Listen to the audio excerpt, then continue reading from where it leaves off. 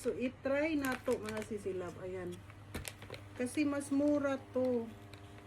Pero sa edad daw natin, mas maganda daw yung ano, yung isa, yung gold. Kasi para sa mga line of 40. Oh, mas puti siya mga sisilab.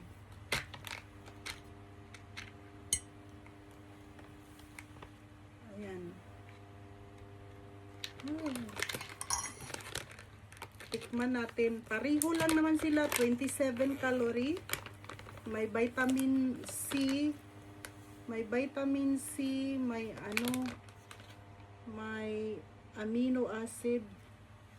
Wala lang siyang hyaluronic acid. Wala yata. Pareho lang. Ay, wala siyang hyaluronic acid pala. Pero pareho lang sila na amino. So, tikman natin. Ayan. Pareho lang din yung ano, yung amoy. Mas mura lang to mga sisilab. Pang maintenance.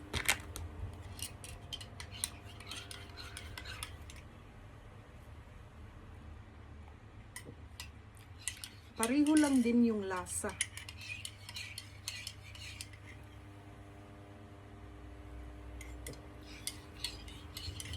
Masarap. Nilagay ko lang siya sa tubig. Yan. Imagine mga sisilab ha, yung price nito at saka price nito mga sisilab, mas mahal to. Nasa 4,000.